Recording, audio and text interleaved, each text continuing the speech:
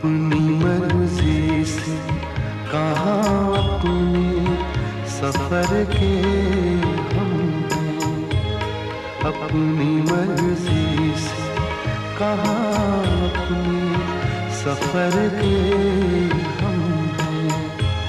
रुख हवाओं का जिधर का है उधर के हम हैं, अपनी मर्जी से कहाँ अपने सफर के हम हैं।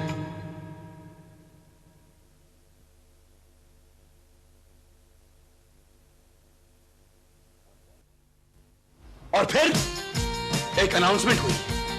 The nominations for the best director are, माँ 3 डायरेक्टर्स के नाम चुने गए, उसमें जीजू का भी था। अरे माँ, दीदी की हालत तो देखने लायक थी, एकदम रोनी जैसी हो गई थी, बर्फ की तरह ठंडी हो गई थी, और जीजू भी कुछ हिले हुए थे वैसे, पर मैं confident, 100% sure shot as usual. और माँ फिर उसने पर्ची खोली यूं, and the best director goes to, मैंने कहा जीजू, मैंने कहा जीजू, और उसने कहा द बेस्ट डायरेक्टर गोज टू जीजू। सब खुश, तालियों की गड़गड़ाहट, सब लोग खुश हो गए। अरे माँ, दीदी तो वही रोने लग पड़ी। आप लोग क्यों रो रहे हो? अवार्ड पापा को थोड़ी मिला है। सॉरी।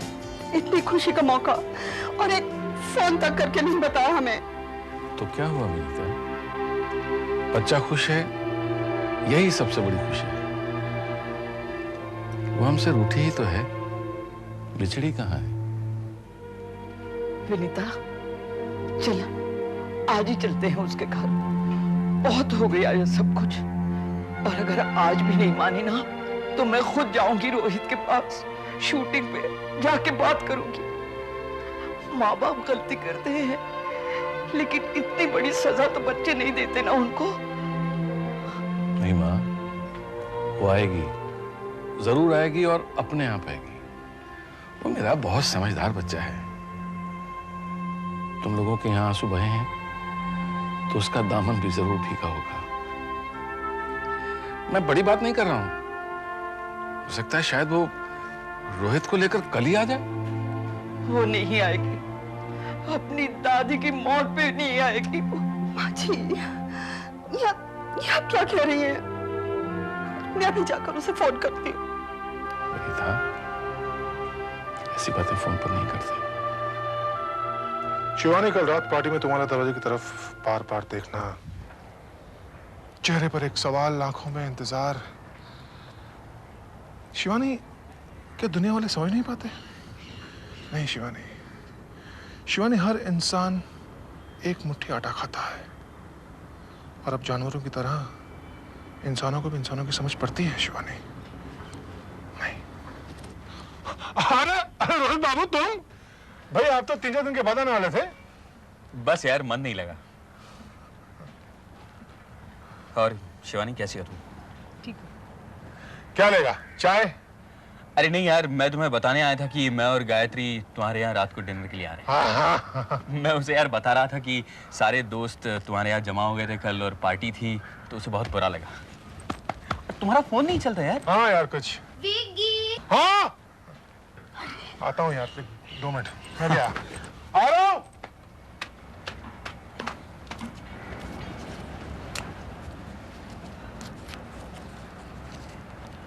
और शिवानी? All's well.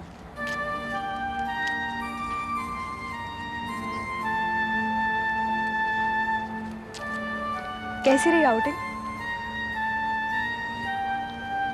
बस ठीक रही।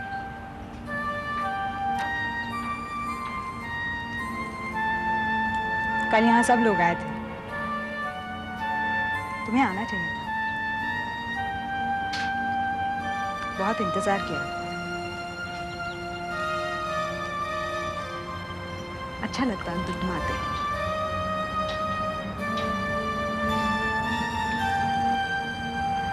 अविनाश कैसा है? ठीक है।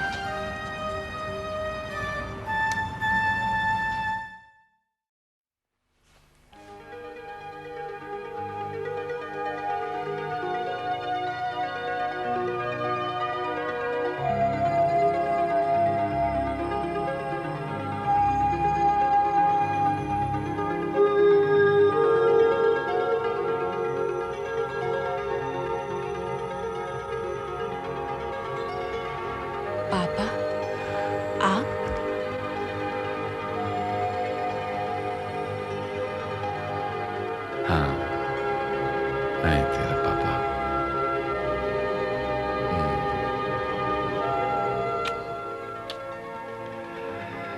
हामिद,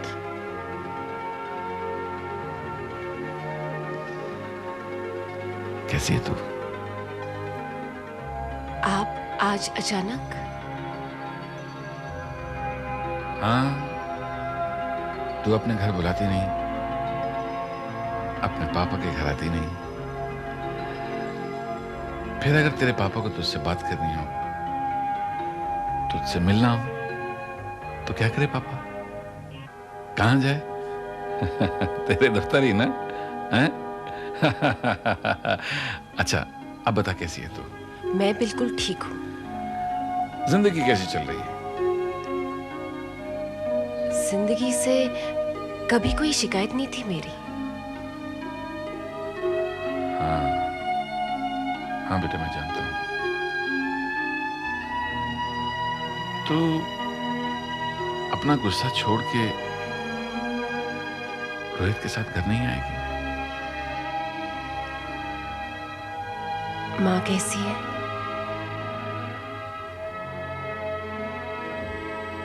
माँ और दादी बहुत याद करती हैं तुझे।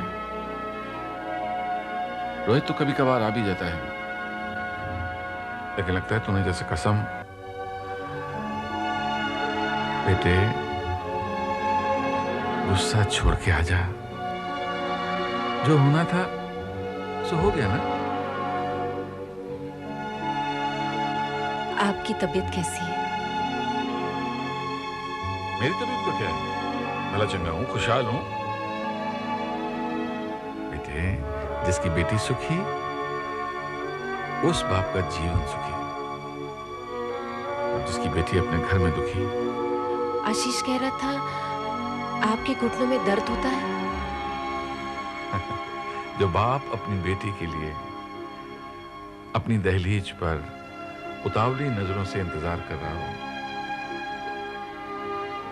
उसके घुटनों में दर्द नहीं होगा। ये तो शुक्र है कि उसकी आंखें पथरा नहीं गई। पापा, आप मजाक मत कीजिए। आप अपना ख्याल क्यों नहीं रखते?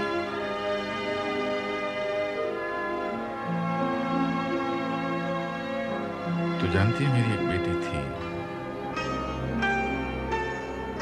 जब मुझे कभी छींक आती थी तो मुझे गोली खिलाया करती थी। जब मुझे खांसी आती थी तो मुझे इंजेक्शन लगवाती थी। और जब मुझे बुखार आता था तो वो रोती थी। वो मेरी बेटी गुम हो गई।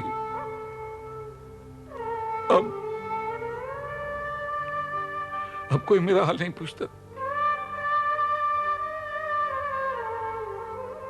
अगर तुझे मेरी बेटी मिले तो उससे कहना उसके पापा के घुटनों में नहीं, दिल में भी दर्द होता है।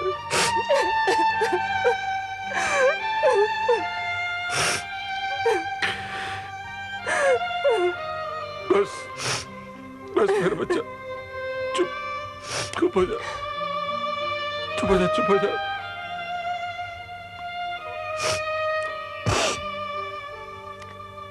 अगर तू रोएगी तो मैं भी रो दूंगा।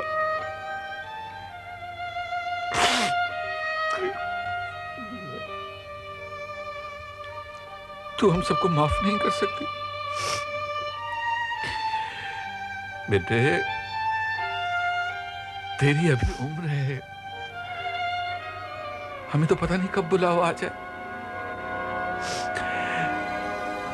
तू रोहित को लेकर घर आना, हाँ?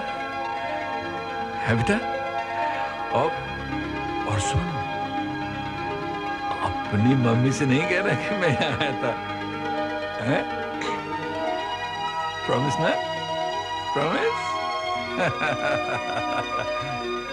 आधी रात को मेरी नींद खुली, कुछ 2:30 बजे होंगे। हाँ, ये रहता। मैंने मेम साहब को जगाया, बहुत मुश्किल से जगी, बहुत मुश्किल से, और जागते मुझे डांट दिया और कहने लगी कि जानू क्या बात है। तो मैंने कहा कि डार्लिंग, मुझे एक बात का जवाब तो साफ साफ बताना कि इंसान की जान एक झटके में जाए या आहिस्ता आहिस्ता, मतलब कि सांस फाट करके जाए या दम घुट-घुट के जाए। तो इन्होंने मुझे फिर डांट दिया और कहने लगी कि जानू 2:30 बजे मुझे तुमने ये सवाल किया। तो मैंने कहा कि जान, एक सवाल किया है तो उसका जवाब दो ना प्लीज, कि इंसान की सांस फाट करके बंद हो या दम घुट-घुट के जाए। तो इन्होंने सोचा और फिर कहने लगी कि जानू, इंसान की जान एक झटके में जानी चाहिए। तो मैंने कहा कि जानू, फिर पूरा का पूरा मुझ पर लेट जाओ ना, ताकि मैं एक साथ खत्म हो जाऊं। पिछले 3 घंटे से इनकी टांग मेरे पेट पर थी, मैं सांस नहीं ले पा रहा था यार। जैसे कि तुम बहुत पतले हो। अरे जानू, माना कि हम दोनों खाते पीते हैं, लेकिन हम दोनों में से किसी एक को चैन से सोना चाहिए ना। वो तो तुम सोते हो। गायत्री, कभी कभी मुझे जमीन पर सोना पड़ता है। अरे ज्यादातर मैं भी जमीन पर ही सोती हूँ। क्यों? अरे इनके खर्राटों की आवाज, इनके आसपास तो मच्छर भी नहीं भटकता। ये झूठ है यार। तो ये भी झूठ है ना कि कई बार अपने खर्राटों की आवाज से तुम्हारी नींद खुल जाती है। अरे शट अप यार, ये तो हम अपनी कहानियां बना रही है। हाँ, कहानी है। हाँ, हम कहे तो कहानियां और तुम कहो तो हंसी का खजाना। जानू, खजाने पर चले कुछ खाएं खाने। चलो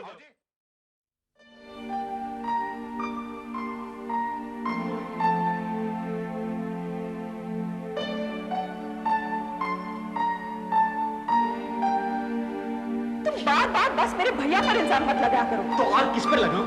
खुद पर लगाऊं? आखिर हम दोनों के खिलाफ तुम्हारे भैया ही तो हैं। वो गलत नहीं है।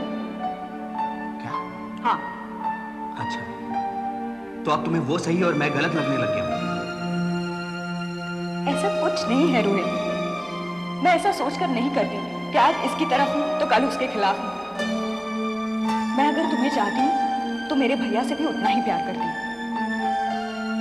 कभी कभी तुम्हें परेशान हो जाती हूँ तुम्हारे और भैया के बीच में आकर।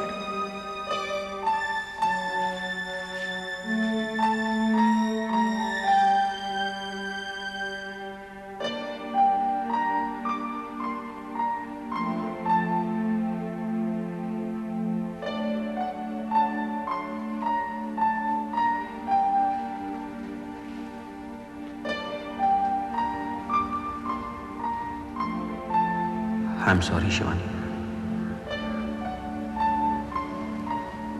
ठीक है रोहित। शिवानी, कई बार मैं बहुत कुछ करना चाहता हूँ, मगर जब कुछ नहीं हो पाता तो मैं परेशान हो जाता हूँ। फिर उस हार की नाराजगी का मैं किसी न किसी पर जिम्मा डाल देता हूं, किसी न किसी को दोषी ठहराता हूं और इसमें मैं ये भूल जाता हूं कि इस एवज में मैं तुम्हें कितनी तकलीफ दे रहा हूं।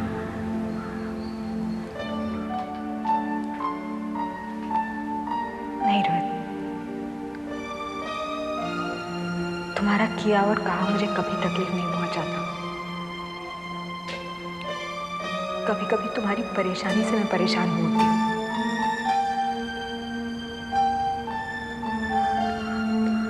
I am very sorry Shivani, फिर ऐसा कभी नहीं होगा।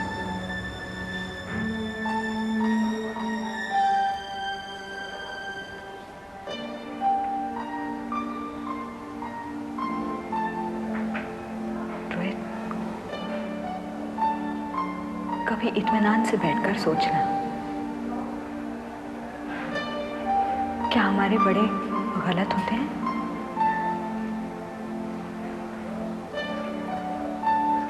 कभी नहीं रोहित, वो तो हमारा भला चाहते हैं। ये अलग बात है कि वो खुद नहीं जानते कि वो सही हैं या गलत, पर वो भी हमारी तरह आंखों पे पट्टी बांधकर सुख की तलाश में निकल पड़ते हैं।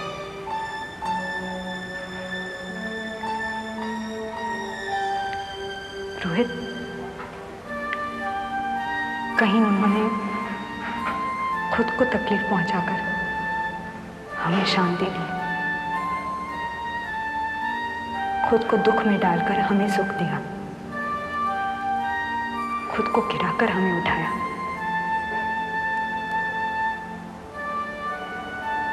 कहीं तो उनका भी हिस्सा बनता है हमारी जिंदगी में।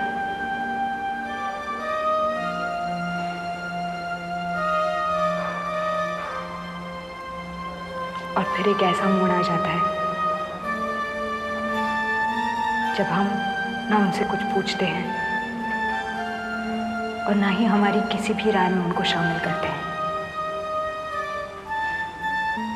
सच पूछो तो रोहित, हमारे फैसलों से उन्हें बहुत तकलीफ पहुंचती है, उन्हें बहुत सहना पड़ता है, भुगतना पड़ता है।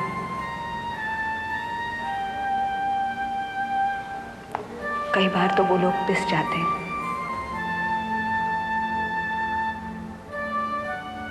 ये कहानी तो दोनों तरफ से दोहराई जा सकती है शिवानी।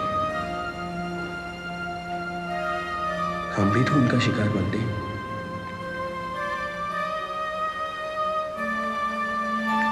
हाँ रोहित, पर शायद उनका नजरिया और भी बड़े होने पर हमको समझ में आए।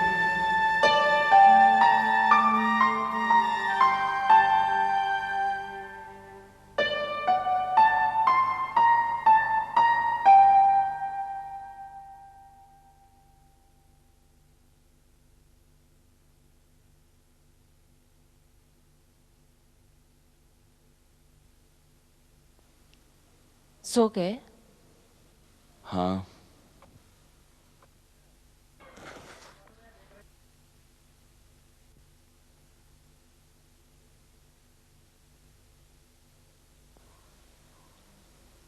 आज पापा ऑफिस आए थे, मुझे मनाने।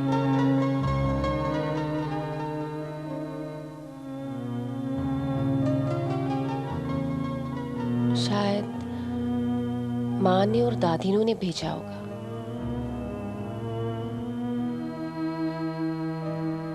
वो खुद ही आए होंगे गायत्री। तुम तो जानती हो वो सबसे ज्यादा तुम्हें प्यार करते हैं। पापा ने कहा कि मैं सब कुछ भूल जाऊं और वहां जाऊं।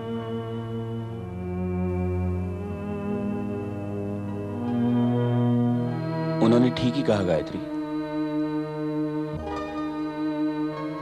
उन बातों को बीते हुए तो एक लंबा अरसा हो गया है। उन पर तो उम्र की एक मोटी गाय की परत जम चुकी है। वो गुस्सा, एक दूसरे के लिए वो नफरत, वो दिनों से नहीं थी गायत्री। वो तो एक दूसरे को चाहने की वजह से था। वो सब कुछ तो वक्त के बनाए हुए धागे थे जिन्होंने हमें कठपुतली बना दिया था। वो इरादे, वो फैसले, हमारी ख्वाहिशें, सब कुछ उन धागों पर निर्भर करती थी। अगर सच पूछो तो तुम्हारे पापा ने जो किया शायद मैं भी वैसे ही करता अगर मेरी बेटी ऐसा कदम उठाती।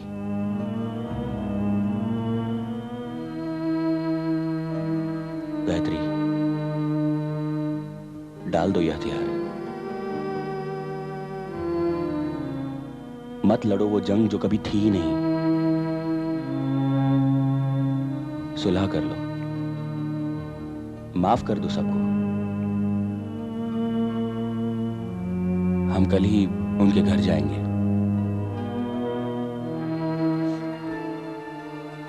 तुम आदमी नहीं, देवता हो रोहित। मैं तुम्हारे सामने अपने आप को कई बार बहुत छोटा महसूस करती हूँ।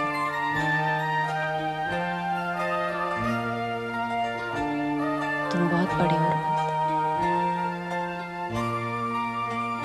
कुछ छोटा बड़ा नहीं होता गायत्री।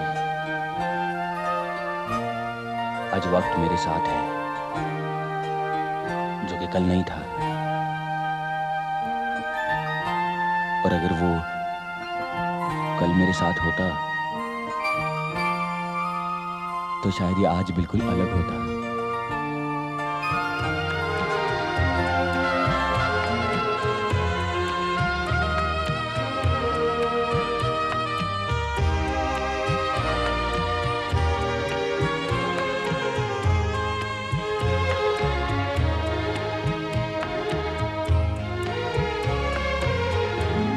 चलते रहते हैं कि चलना है मुसाफिर का नसीब।